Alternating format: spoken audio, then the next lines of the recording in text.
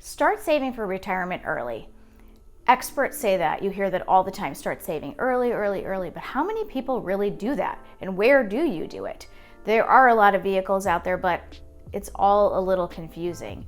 But today I want to talk about real estate and how real estate can be a great piece of your financial portfolio. And I want to show you how it can help create wealth and give you some cash flow in your retirement. For great landlord information, I hope you'll subscribe to our channel, and if you hit that bell, you'll be notified every Wednesday when we put out a new video.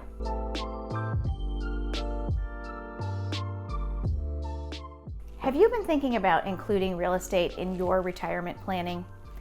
You might be thinking, well, I don't even own my own home yet, or I live in an area where it's so expensive I can't really buy it here. Well, there are a lot of strategies around that. You can buy outside of your market. Maybe you rent and maybe you buy an investment property. We have people that do all of those things. So it's never too early to start thinking about it. And even if you want to own your own home first, and then maybe when you move out, you keep that home instead of selling it when you move up to a bigger home and use that as an investment property.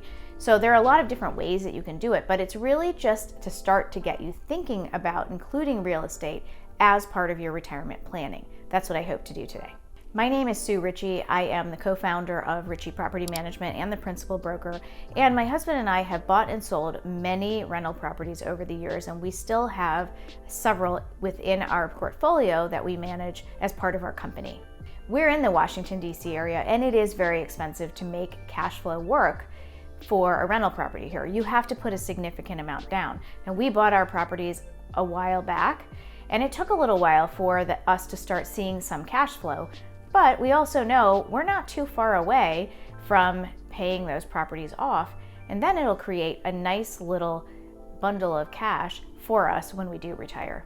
So I've been a realtor for over 20 years, and I know there are pros and cons to buying real estate, having rental property, and even having it in your portfolio. So let's talk about a few of these things, and then you can decide if you want to explore the idea of buying a rental property to include in your portfolio. So let's start with the pros. I think real estate is a great asset to have, and it's one that can provide passive income. You buy the house, the tenant pays the rent, and before long, the house is paid off. That sounds pretty good to me. Obviously, there's more to it than that, but essentially that's how it works, and it's a nice little tangible asset that you have in your pocket. Also, if you buy a great property in a desirable area, not only will your asset appreciate, but the rents will continue to go up and you'll continue to maximize your revenues that way. And also there are tax advantages still currently for owning rental property. So that's another plus of having it as part of your strategy. So while real estate can be a great addition to your investments, you definitely want to consider some of the cons. So let's talk about those now. First of all, it can get really expensive. It is expensive to buy a rental property, and then all of the pieces that go along with it, from maintenance to tenant turnover and all of the expenses throughout the year. But when you have surprise expenses, that's when it gets a little bit crazy and a little bit stressful. During the recession, we had one of our rental properties. Not only did we have to replace the entire HVAC system, the tenant was out of heat, so we had to put them in a hotel. And then that year, we had to also repair or replace the whole roof. That was a little stressful. So things happen, and if you're not ready for that financially, or you don't have the stomach to deal with the stress that comes along with it, then maybe it's not right for you, or maybe you have to hire someone to handle those sorts of things because you just can't deal with that.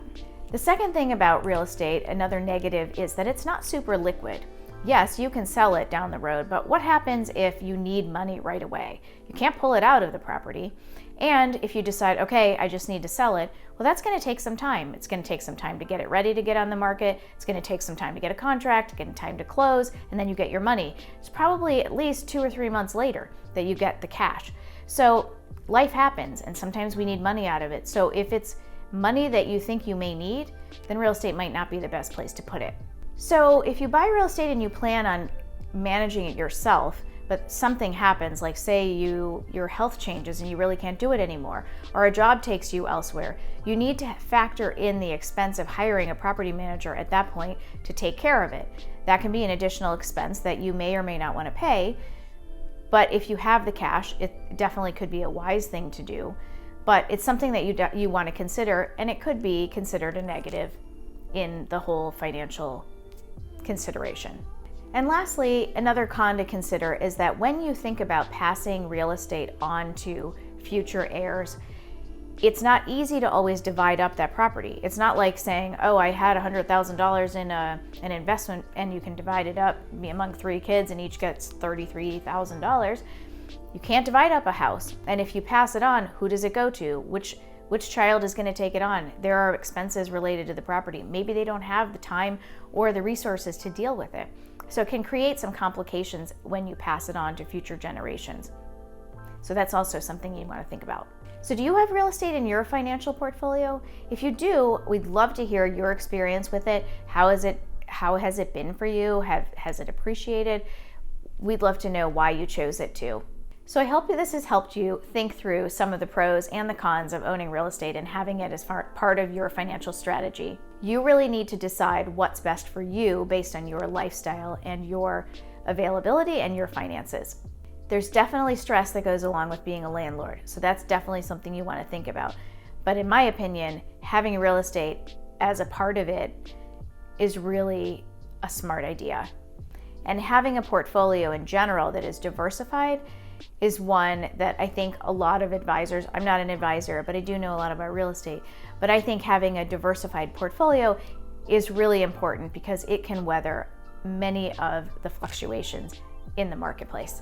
So if you like this video, please subscribe, please hit the thumbs up and share it with someone you know who can benefit from this information. And thank you again for watching. I'll see you next time.